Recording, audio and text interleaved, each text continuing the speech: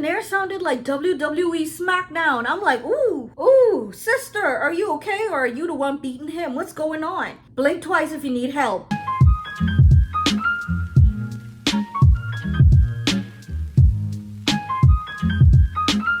Hi people, I'm Annelia. Welcome back to my channel. I just graduated from college and I'm so happy. It's about time. And you know what? Summer break has come and gone and school is about to start again. I started thinking about all the things that I loved about college, all the things that I hated about college. And when it came to the things that I hated most about college, the only thing that kept coming to my mind was I hated having college roommates. My last 2 years of college, I became a CA. Most schools call them RAs. My school called it a CA. And for some reason, I thought that because I was a CA, I would not have to deal with roommates anymore. But you know what? My school said, oh no, you're gonna get a roommate. You're gonna get a roommate. I decided that because I was a CA and I had to deal with a lot of roommate conflict with my residents, and you know, I had roommate conflicts of my own going on. And now that I've graduated and I've been through it, I feel like I can help people. I think I can help them survive having college roommates. And so that's what this video is gonna be about.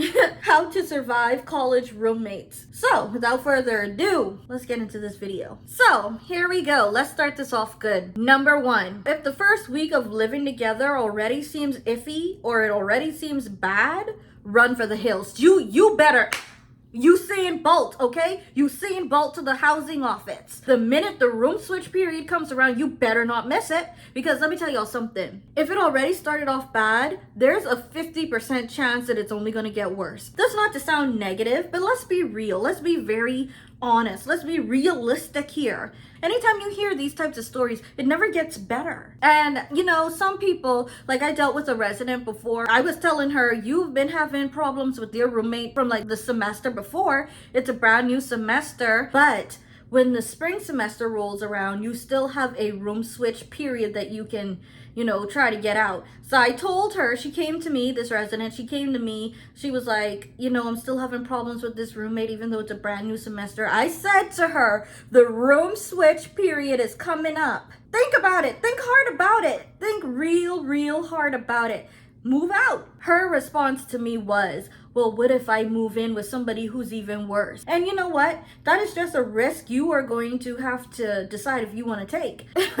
I mean, I can't make that choice for you. All I can say is there's a 50% chance that things are going to get worse. Not only, you know, speaking from a CA dealing with that resident, I'm also speaking about myself. The first set of roommates that I had that were just a complete terror, when the room switch period came, I was like, it's bad, but you know, it's not that bad. I could probably live with this. And I actually moved out 3 weeks before the end of the semester. I had to, because we almost fought. And I was like, I'm a visitor in this country. I'm here on a visa.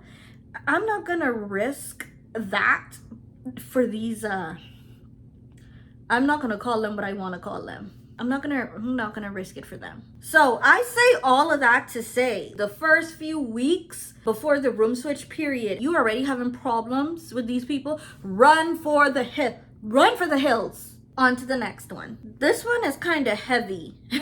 It's very heavy actually. We all need to learn how to deal with diversity. I say this because I am an international I was an international student, right? I'm from the Bahamas, like I said. If I didn't say it, I just said it. Cultural differences. First of all, ethnocentrism is a huge thing, not only among people of different nationalities, but just people of different races. And to be honest with y'all, this is a huge thing when it comes to roommates. One person does something this way and they expect the other person to do it the other way. It's like a lot of the times when people from different backgrounds do things a certain way and then somebody from a different background doesn't do it that same way, everybody's like side-eyeing them or making it seem like they're this and they're that. It's ethnocentrism all around. If you're gonna have a roommate, you're probably not gonna agree with everything they do, the way they do it, this, that, and the next. And that's just, and sometimes it's just a matter of you believing the way you do things is the only and the right way. And you use it to judge how other people do things. You have to be open-minded and you have to embrace diversity, because Everybody in the world is not going to be just like you. Shocker. On to the next one. You should come with a very positive attitude. The first roommates that I ever had, they basically came with a bad attitude from the get-go, and that is what fueled a lot of our problems to follow. You want to come with a nice attitude. You can't help how your roommates come, but you can control how you enter that situation. This one is important, and I've dealt with this as a CA. Buy your own things. I had these residents who had a roommate conflict, and basically one of the issues that they had going on was they shared toilet paper, and it's like, oh, you use a lot of toilet paper, but you don't buy it back, and you know, we're supposed to take turns buying the toilet paper, and da da da da da da da da da da da da. And I said to them, because I had to hold a whole roommate meeting with them as the CA, and I said to them, why are y'all even sharing toilet paper? Buy your own toilet paper. What y'all sharing for? I never understood it. You may think, oh, you're saving money, but guess what? There's always some sort of conflict, almost always some sort of conflict when it comes to sharing things. Buy your own groceries, buy your own toilet tissue, buy your own stuff. Buy your own stuff, okay? And then you don't have to worry about this one complaining that you're using too much of it too quickly. This one complaining about you didn't buy the tissue on time when it was your turn. This one complaining about, oh, I don't have the money this time. Can we skip me and I'll double it next time? And then you're complaining because you're like, you never have the money. Just buy your own stuff. Buy it yourself. You could eliminate so many problems that way. Oh my gosh, buy it yourself. Duh. I guess you can say this one is kind of, you should know. Come up with a cleaning schedule. Not all the time this works, but it's good to actually put it out there that, hey, we came up with a cleaning schedule. And if that person doesn't follow the cleaning schedule, then if you go to somebody like your CA, then you can throw it out there. Hey, we came up with a cleaning schedule and this person doesn't abide by it. But at least you can say you put it out there. I had a problem where I was the only one cleaning in my apartment when I had a certain roommate, and it was absolutely disgusting. And I want to share it so bad, but she was a sweetheart, so I don't think I want to do her dirty like that, but she was dirty.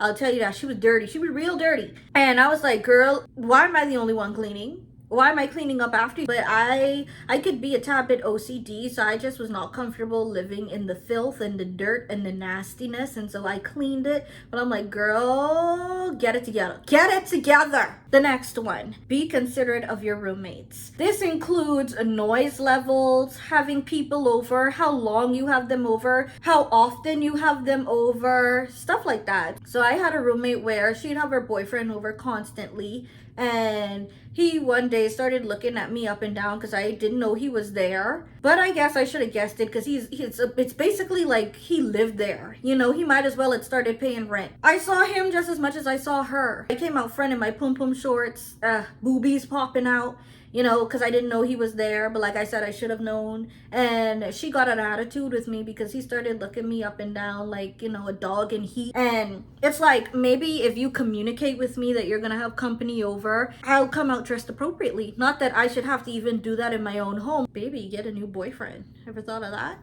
He don't respect you, girl. You don't respect you. And then there was another roommate that I had whose boyfriend used to come over a lot. I didn't mind it that much, except they had a tendency to get into a lot of fights and a lot of arguments. And during this time, I was a CA, and I remember there were a few times that they started arguing. You know, the walls, they're thin, so it's like you could hear everything. And there was this one, it was not even one time, it was a few times where I'm like, the CA in me feels like I should call DPS, or maybe I should go and knock on the door and see if everything's okay. But the black in me was like, girl, mind your business. Like, that ain't got nothing to do with you. That don't have nothing to do with you. But in there sounded like WWE SmackDown. I'm like, ooh, sister, are you okay? Or are you the one beating him? What's going on?